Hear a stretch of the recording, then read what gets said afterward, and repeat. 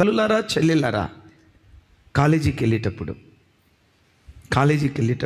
ఆఫీస్కి వెళ్ళేటప్పుడు ఫుల్గా మేకప్ వేసుకొని నన్ను చూడటంతో యవ్వన బిడ్డలు చూసి, వాడుక భాష చెప్తాను, ఇదేం తప్పుగా అనుకోకండి, నన్ను చూడటంతో అబ్బాయిలు కత్తి కత్తి కత్తి కొడవలి ఇట్లాంటి దరిద్రపు ఆలోచన నీకు వచ్చిందనుకో, ఎవడు బలపడతాడు?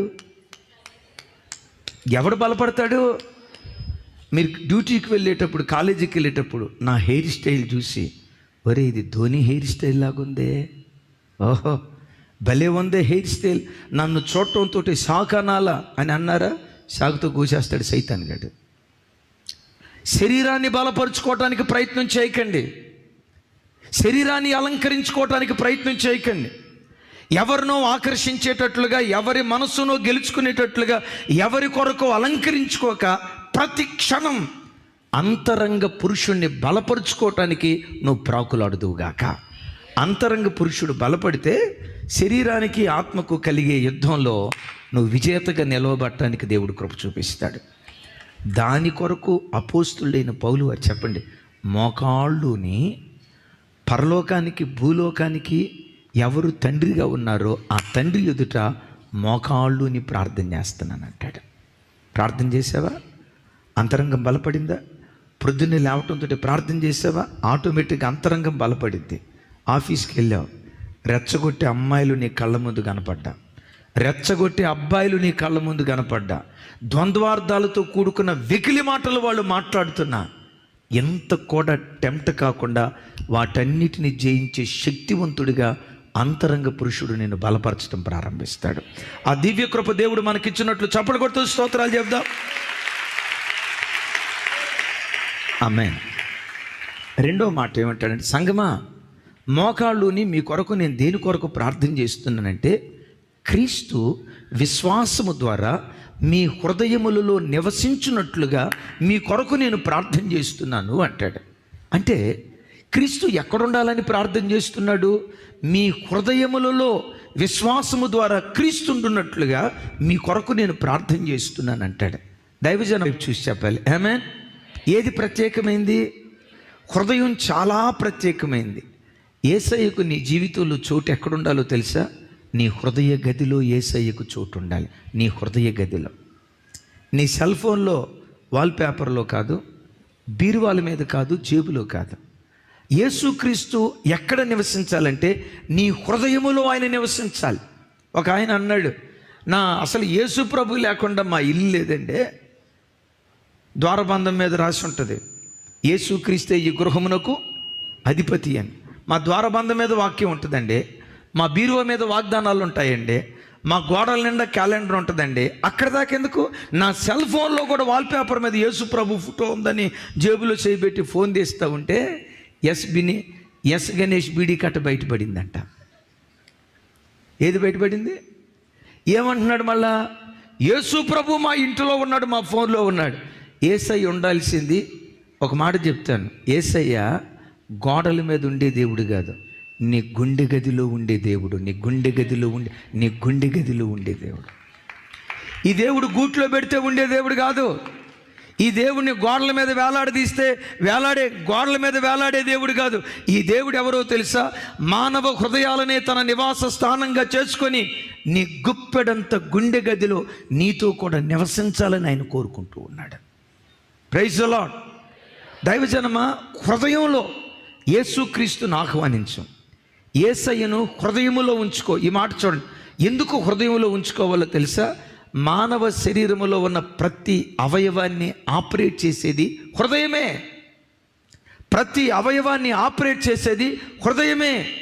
హృదయం నిండిన దాన్ని బట్టి నోరు మాట్లాడుతుంది, హృదయం నిండిన దాన్ని బట్టి కన్ను చూస్తుంది, హృదయం నిండిన దాన్ని బట్టి మనిషి ప్రవర్తించడం ప్రారంభిస్తాడు. అందుకని సామెతల్లో రాయబడిన మాట ఏంటో తెలుసా? అన్నిటికంటే ముఖ్యముగా, చెప్పండి, పెద్దగా చెప్పండి రా తల్లి, అన్నిటికంటే ముఖ్యముగా. సరే చూడండి, సామెతల గ్రంథం 4వ అధ్యాయం 23వ వచనం.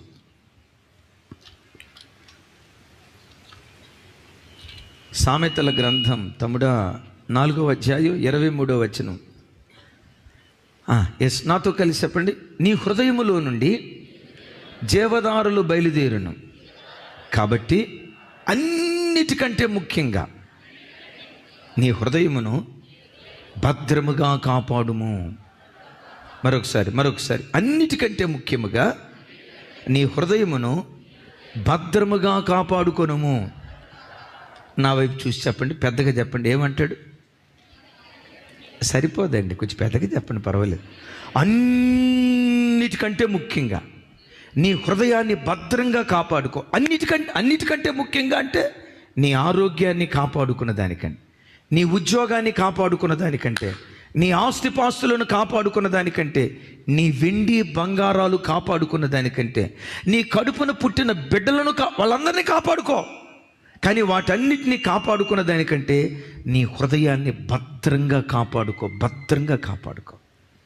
ఎందుకు? హృదయంలో యేసుక్రీస్తు నివసిస్తే ఆయన పేరు జీవధార అయిన యేసుక్రీస్తు నీలో ఉంటే హృదయంలో నుంచి ఆ జీవధారలు బయలుదేరి ప్రతి అవయవం క్రీస్తు కొరకు జీవించేటట్లుగా జీవధార నేను బ్రతికిస్తుంది.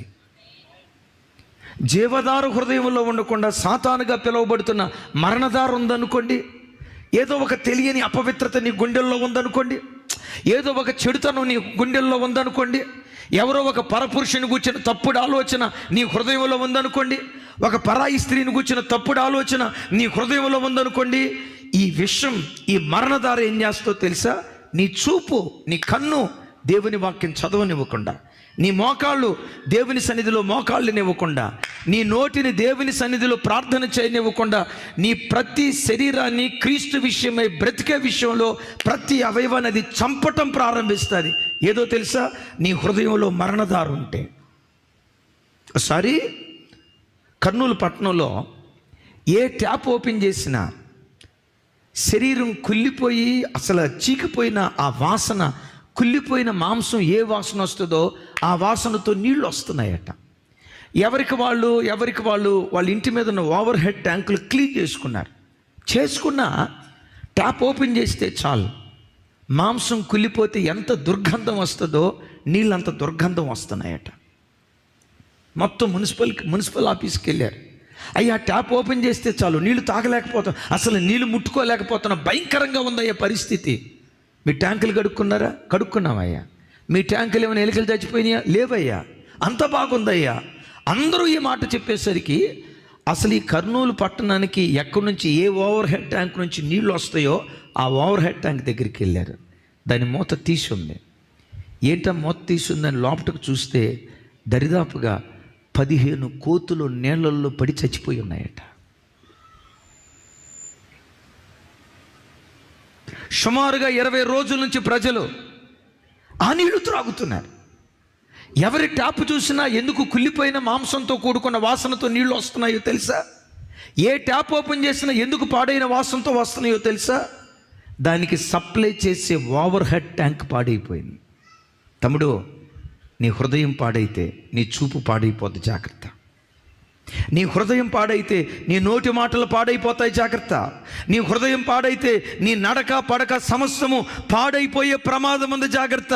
నేనంట నీ హృదయములో నుండి మరణధార కాదు, జీవధారగా పిలువబడుతున్న యేసుక్రీస్తు సర్వ శరీరములో ప్రవహించునుగాక.